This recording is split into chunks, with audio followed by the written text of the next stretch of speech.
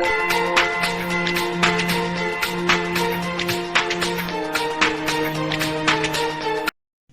बच्चों, ये हमारा सेकंड लेक्चर है। पहले आप देख चुके हैं, उसमें आपको मैट्रिक्स के बारे में बता चुका हूँ कि हमारे पास स्क्वायर मैट्रिक्स क्या होता है, रेक्टेंगल क्या होता है और उसके ऑर्डर क्या होते हैं।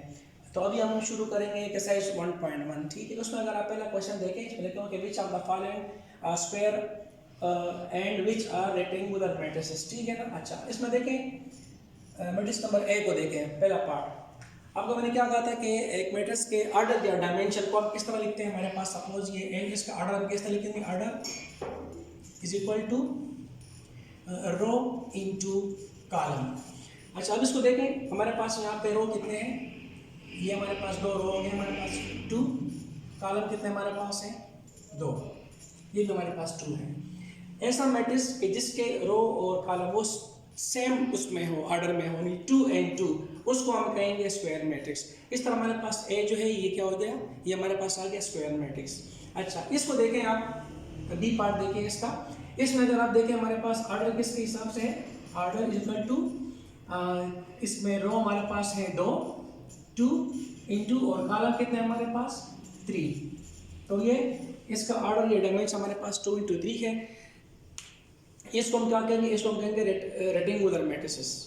इस तरह आप सी को देखें, इसका ऑर्डर हमारे पास क्या है, ये हमारे पास है 3 into 3। रो और कॉलम जब बराबर हो जाते हैं तो हमारे पास वो स्क्वायर मैट्रिसेस में आ जाते हैं। ठीक है। इस तरह आप इसको देखें पार्ट नंबर 4 इसका। इसमें अगर आप गौर से देखें तो इसमें हमारे पास एक ही एलिमेंट है। इसका मतलब ये है कि इसका रो भी हमारे पास 1 है और कॉलम भी इसका 1 है। तो इसको अगर हम लिखेंगे ऑर्डर कैसे लिखेंगे हम, 1 into 1। ठीक है। अब आप देख रहे हैं कि रो और कॉलम हमारे पास सेम आ गए, तो इस तरह से बी जो है ये हमारे पास क्या आ गया, ये हमारे पास स्क्वायर मैट्रिक्स है। 5 पार्ट देखें इसमें हमारे पास रो कितना है 1। ठीक है ना, रो हम 1 लिख लेते हैं, मल्टीप्लाई बाय कॉलम कितने हमारे पास है 2, 1 into 2। अब देखिए रो और कॉलम हमारे पास सेम नहीं है, इसलिए हमारे पास मैट्रिक्स ई जो है ये क्या हो गया, ये हमारे पास है रेक्टेंगुलर मैट्रिक्स। ठीक है ना। अच्छा, इसको देखें, यहाँ हमारे पास कितने हैं, रो हमारे पास है 2 और कॉलम हमारे पास 1 एक नंबर, ये आ गया हमारे पास 2 into 1।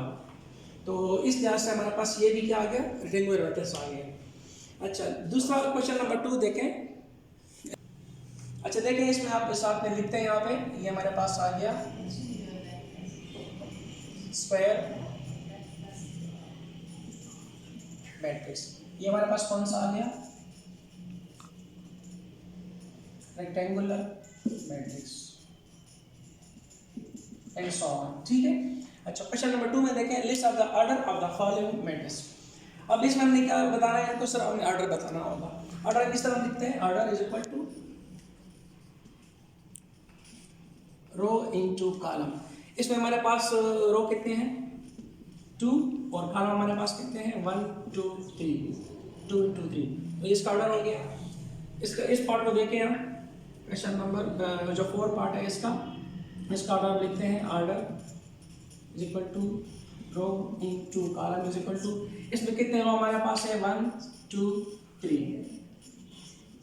कॉलम कितने हमारे पास हैं 2, 3 into 2। ठीक है। इस तरह बाकी। अच्छा, क्वेश्चन नंबर 3 में देखें, इस नंबर से क्या मांगा हुआ है, A1 2 A2 3 and 3 2, मुख्तलिफ हमें उन्होंने एलिमेंट्स बताए हैं। अच्छा, ये चीज़ हमें क्या शो कर रही है, ये हमें असल में एलिमेंट्स की पोजीशन को शो कर रही है। इसके लिए क्या करना होगा, आप एक मैट्रिक्स बना रहे हैं जिसमें आप पहले को क्या लिखना है, पहला रो पहला कॉलम, उसको हम स्मॉल ए से ज़ाहिर करेंगे और लिखेंगे A1 1। ठीक है ना, यानी पहला रो और पहला कॉलम, इस तरह से। ठीक है ना। अच्छा, फिर दूसरा जो एलिमेंट है ये किसके, पहला रो और दूसरा कॉलम, यहाँ पे हमारे पास आ जाएगा A1 2। तीसरे को हम किस तरह शो करेंगे, तीसरे एलिमेंट को A1 3, यानी पहला रो और तीसरा कॉलम। इस तरह से ये सारे रो जो है वो किस पे आएंगे, हमारे पास जो इसका लेफ्ट पे फिगर होगा ये रो को ज़ाहिर करता है और जो लेफ्ट पे होगा ये हमारे पास कॉलम को शो करता है। ठीक है ना। अच्छा, तो यहाँ जब इसको बना लेंगे, इज इक्वल टू जो गिवन हमारे पास मैट्रिक्स है 3 2 -4 -2 5 0 2 1 5 एंड -3 4 6। ठीक है ना। बाय इक्वेटिंग मैट्रिसेस, अब देखिए पहला रो और पहला कॉलम, इसमें इज इक्वल टू का हमने वो लगाया हुआ है साइन। इसको कैसे इक्वल करेंगे? हमारे पास जो यहाँ पे एलिमेंट होगा A11, ये किसके बराबर होगा? अगर हमारे पास कोई भी दो मैट्रिक्स है A और B जो भी हैं, उनके एलिमेंट कौन सा किसमें से इक्वल होंगे? यानी जो सेम पोजीशन वाले होंगे वो हमारे पास सेम उसकी इक्वलिटी आएगी। अब इसका इक्वल क्या आएगा? 3। A11 is equal to 3। इस तरह से A12 is equal to 2, A13 is equal to -4। ठीक है ना? इस लिहाज से अभी उन्होंने हमें क्या मांगा हुआ है कि A12 किसके बराबर है? अगर आप देखें इसमें पहला रो दूसरा कॉलम, यानी ये फिगर, इसकी फिगर क्या है हमारे पास? कौन सा एलिमेंट होगा? तो अगर इस मैट्रिक्स में देखें पहला रो और दूसरा कॉलम, तो हमारे पास वो नंबर 2 आता है। इस लिहाज से A12 हमारे पास बराबर है 2 के। अच्छा, 2 3 में क्या है? 2 3 यानी A का पहला रो और कॉलम। रो हमारे पास कौन सा वाला दिया हुआ है? 2, ये रो 2 और कॉलम तीसरा ये वाला। तो ये फिगर हमारे पास आ गया। इसके बराबर A23 इज इक्वल टू 0। तो ये हमारे पास किसके बराबर आ गया? 2 3 इज इक्वल टू 0। अच्छा, तीसरा रो क्या हमसे मांग रहा है? A32 यानी तीसरा रो और दूसरा कॉलम, तीसरा रो और दूसरा कॉलम, ये हो गया। ये हमारे पास क्या आ रहा है? 1। ये हमारे पास 1 के बराबर है। इस तरह बाकी जो है वो खुद से कर ले। अगर आपको ना आता हो, कुछ मसला हो, तो फिर आप टेलीफोन नंबर पे कांटेक्ट कर सकते हैं। ठीक है, और नोट्स भी आपको यहाँ से मिल जाएंगे। अच्छा, क्वेश्चन 4 में क्या कह रहा है कि इसमें आप इक्वल कौन कौन से हमारे पास मैट्रिक्स है? तो ये में कोई ख़ास बात नहीं है। अगर आप देखें मैट्रिक्स M हमारे पास क्या है? 2 5 1 और 3। C में देखें 1 + 1 2 के बराबर है, 3 + 2 5 के बराबर है, और तीसरा वाला हमारे पास क्या है?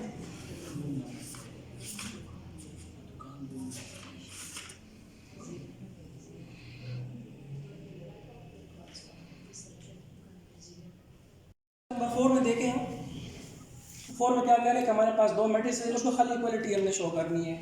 अब सर मैंने कहा था ना कि इक्वलिटी कब होती है? जब उसके रो के जो एलिमेंट होते हैं वो दूसरे एलिमेंट के रो कॉलम के एलिमेंट के बराबर हो जाए। अब देखें इसमें मैट्रिक्स M हमारे पास यहाँ 2 है तो यहाँ भी 2 है। अच्छा, यहाँ 5 है तो अगर 3 + 2 5, ये भी 5 है हमारे पास। यहाँ 1 है, यहाँ भी 1 है, यहाँ 3 है, यहाँ भी 3 है।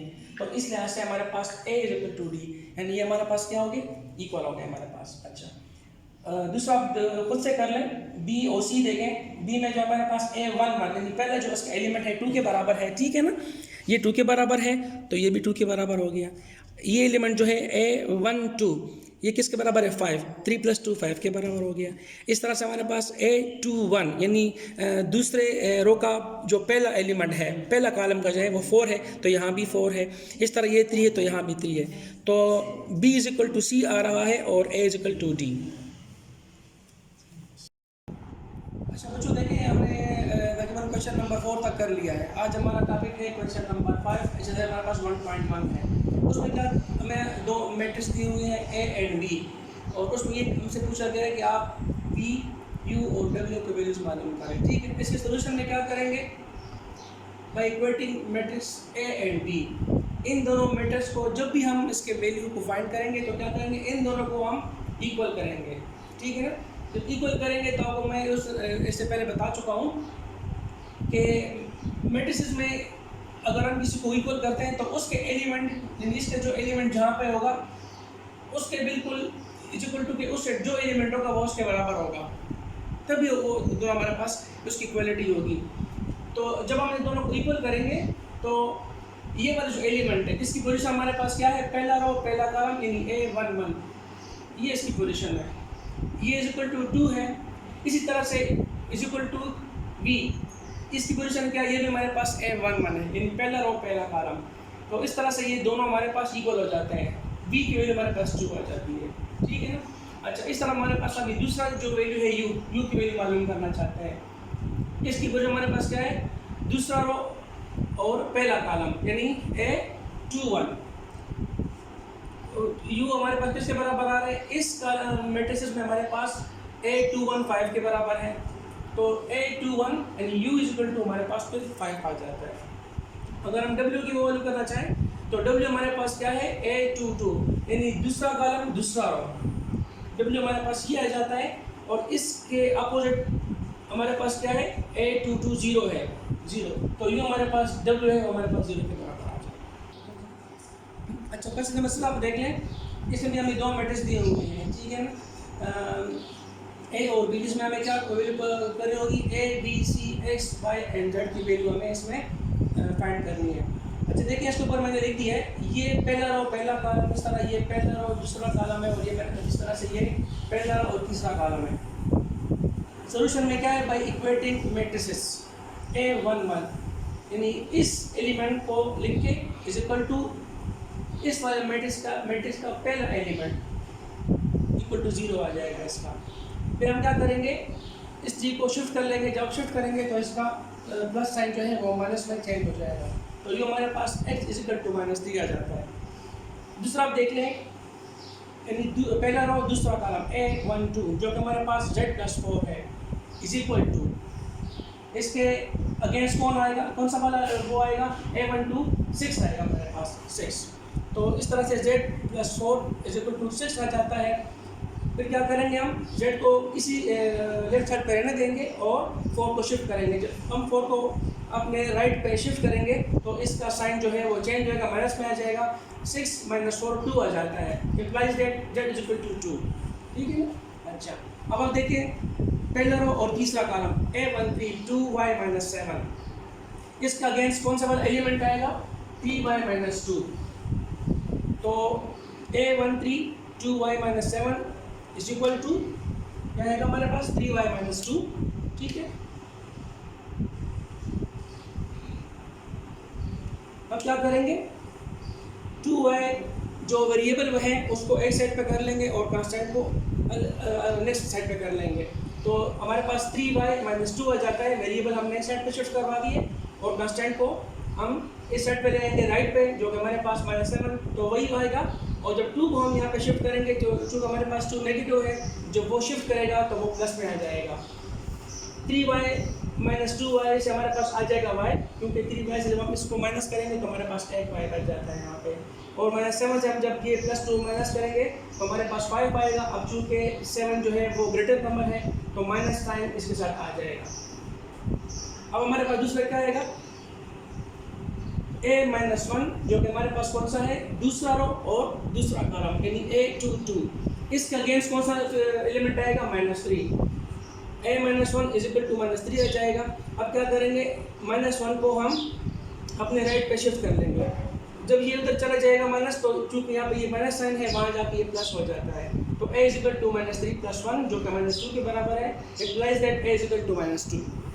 इस तरह से आप A23 को भी तलाश कर सकते हैं, यही दूसरा रो और तीसरा कॉलम 0 जो कि किसके अगेंस्ट है 2c + 2, इसके इक्वल आता है, ठीक है। फिर आप शिफ्ट करेंगे इसको, वही बात है कि वो नेगेटिव हो जाएगा, बोथ साइड को हम 2 पे मल्टीप्लाई कर लेंगे, तो implies that c is equal to -1, और सो आगे सर हम b की वैल्यू कर सकते हैं, जो हमारे पास क्या आ जाएगी b इज इक्वल टू -7।